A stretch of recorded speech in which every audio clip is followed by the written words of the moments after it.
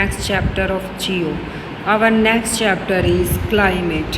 इसमें हम क्लाइमेट के बारे में पढ़ेंगे कि क्लाइमेट होता क्या है। जैसा कि आप जानते हो क्लाइमेट होता है जलवायु, जो हमारे चारों ओर का टेम्परेचर है कि कभी ठंड हो रही है, सीजन्स ये क्या होते हैं, हमारा क्लाइमेट होता है। ये कैसे अफेक्ट करता है, इनको कौन अफेक्ट करता है, ये क्लाइमेट बनता कैसे है, इसके बारे में हम पढ़ेंगे। जैसा कि आप सभी जानते हैं, हमने पिछले 2 चैप्टर में लैंडफॉर्म्स और ड्रेनेज के बारे में पढ़ा था। अब इस चैप्टर में हम क्या पढ़ेंगे, जो नेचुरल एनवायरनमेंट ऑफ एरिया है उसके बारे में हम इस चैप्टर में पढ़ेंगे। अब हमने देखा होगा कि आप क्या करते हो, सर्दियों में गर्म कपड़े डालते हो और लेकिन गर्मियों में क्या करते हो, आप कॉटन क्लॉथ्स डालते हो जो आपको कंफर्ट देते हैं। ठीक है, ऐसे ही हम इसके बारे में पढ़ेंगे कि ये कौन से फैक्टर है जो क्या करते हैं, हमारे क्लाइमेट को बनाते हैं। अब क्लाइमेट होता क्या है, climate refer to the sum of total weather condition and variations over a large area for a long period of time. Climate क्या है कि ये क्या है, एक कंडीशन है वेदर की जो लार्ज एरिया में होती है और ये लंबे टाइम तक रहती है, मोर देन 30 ईयर्स। अब वेदर क्या है, एक स्टेट है एटमॉस्फेयर की, वो चेंज होती रहती है। जैसा कि आप देखते हो कि अभी कई बार क्या होता है, मौसम एकदम से चेंज हो जाता है, या तो बहुत ज़्यादा गर्मी हो जाती है या फिर एकदम से बारिश होके मौसम थोड़ा ठंडा हो जाता है। ये होता है हमारा वेदर। अब जो ये एलिमेंट्स है और वेदर और क्लाइमेट के, ये सेम होते हैं। कौन कौन से हैं, टेम्परेचर है, एटमॉस्फेयर है, प्रेशर, विंड, ह्यूमिडिटी, पर्सिपिटेशन। ये हम ऑब्ज़र्व करते हम कर सकते हैं कि जो वेदर कंडीशन है वो फ्लक्चुएट होती है, बल्कि एक दिन में क्या होती है, कई बार बदल जाती है। लेकिन कुछ कॉमन पैटर्न है हमारे मंथ के, जैसे जिसमें हमें क्या होते हैं, डेज़ हमारे क्या होते हैं, कूल होते हैं और हॉट होते हैं, विंडी भी होते हैं, काम भी होते हैं, क्लाउडी और ब्राउड भी होते हैं, वेट और ड्राई भी। ये कॉमन कंडीशंस होती हैं। हम इनको जो किसके बेसिस पे क्लासिफाई करेंगे, एटमॉस्फेरिक कंडीशन पे इनको क्लासिफाई किया जाता है।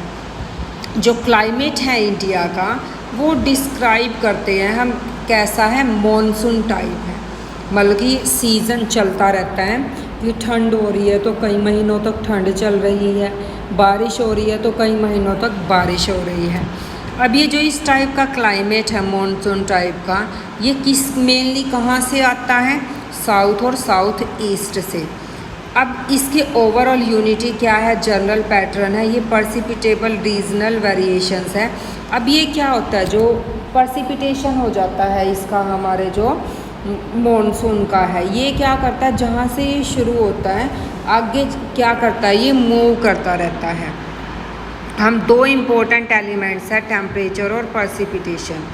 अब एग्जामिन करेंगे कि ये कैसे वेरी करते हैं, प्लेस टू प्लेस इनमें कैसे चेंज होता है और सीज़न टू सीज़न इनमें कैसे चेंज होता है।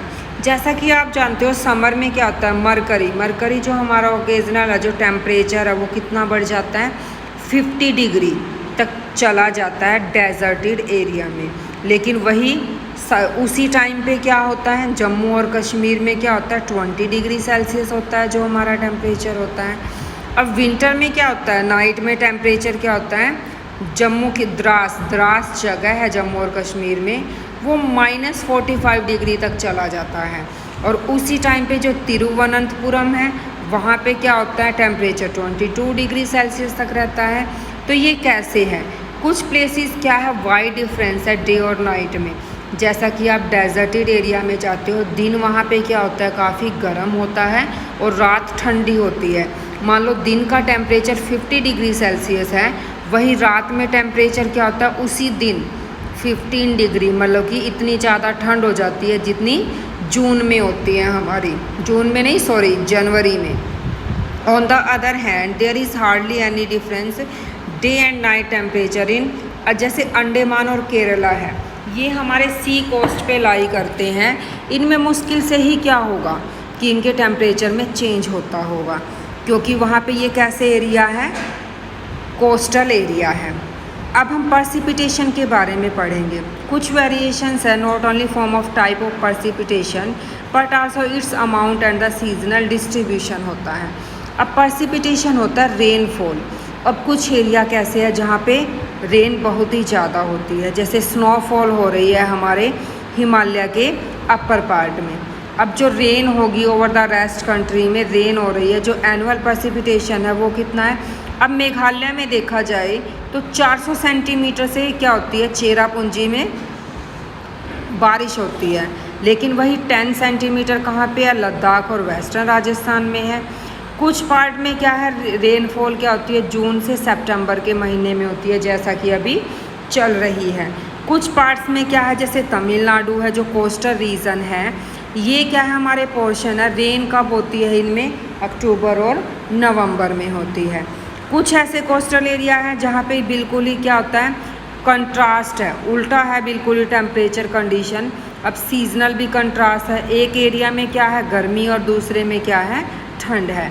अब ये डिक्रीज़, ये रेनफॉल कैसे डिक्रीज़ होती जाती है, जनरली ये ईस्ट टू वेस्ट तक जाते जाते जो नॉर्दर्न प्लेन में है ये बारिश कम होती जाती है। जो ये वेरिएशंस है give rise a variety of, इस तरह से हमारी ये क्या करती है, हमारी जो लाइफ है उसको इफ़ेक्ट करती है। The clothes they wear and also kinds of houses they live in, मतलब कि जिस तरह का एरिया होगा उसमें उस तरह के ही कपड़े पहने जाएंगे उसके टेम्परेचर के अकॉर्डिंग, उसी तरह का खाना खाया जाता है और उसी तरह के हाउसेस बनाए जाते हैं। अब जैसा कि आप देखते हो कि राजस्थान में क्या है, थिक वॉल्स होती है और फ्लैट रूफ्स होती है। थिक वॉल का मतलब वॉल क्या करती है, जो हवा आ रही है गर्मी को वो बाहर ही रख लेती है, वो अंदर नहीं आने देती। अब कुछ एरिया से ऐसे होते हैं जो तराई रीजन है जहाँ पे क्या होता है, बाढ़ आती रहती है। गोवा और मंगलोर में जो स्लोपिंग रूफ है, उनकी जो रूफ होती है वो स्लोपिंग होती है ताकि वो बह जाए पानी।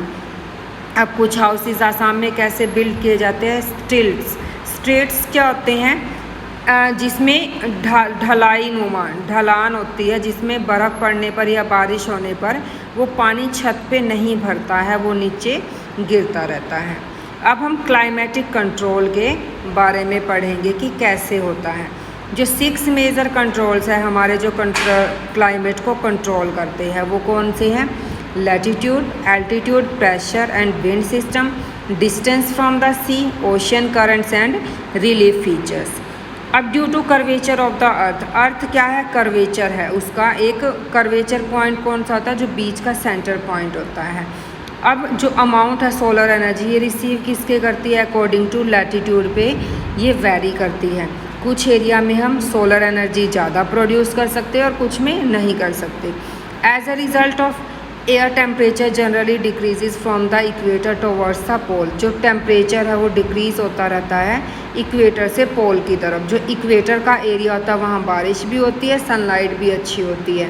जैसे जैसे हम उससे दूर चले जाते हैं वो एरिया क्या हो जाता है, टेम्परेचर बढ़ता चला कम होता चला जाता है।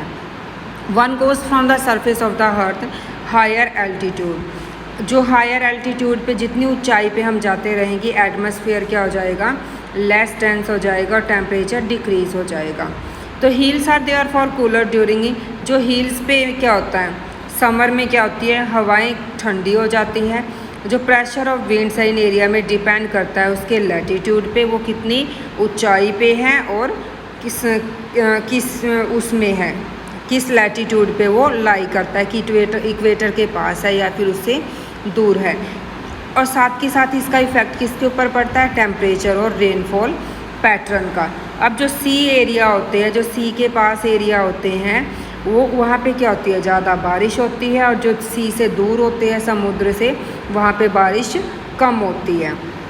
It's moderating influence in decrease and the people experience extreme weather condition, इसकी वजह से जो पीपल है वो अलग अलग तरह के वेदर कंडीशन को एक्सपीरियंस करते हैं। अब जो ये कंडीशन है इज़ नोन एज कॉन्टीन्यूसली, जैसे वेरी हॉट ड्यूरिंग समर और वेरी कोल्ड ड्यूरिंग विंटर, जैसे कि समर में काफ़ी गर्मी होती है और सर्दियों में काफ़ी सर्दी होती है। ओशियन करंट्स का मतलब है कि समुद्र के अंदर क्या होते हैं, टाइड्स उठते हैं। अब टाइड्स जो उठेंगे जिसकी वजह से विंड्स आएंगी, अब ये विंड्स क्या करेंगी, मॉइस्चर लेके आएंगी अपने साथ, और ये हमारे जो कोस्टल एरिया पे क्या करेगी, बारिश करेगी और फिर आगे मूव करेगी।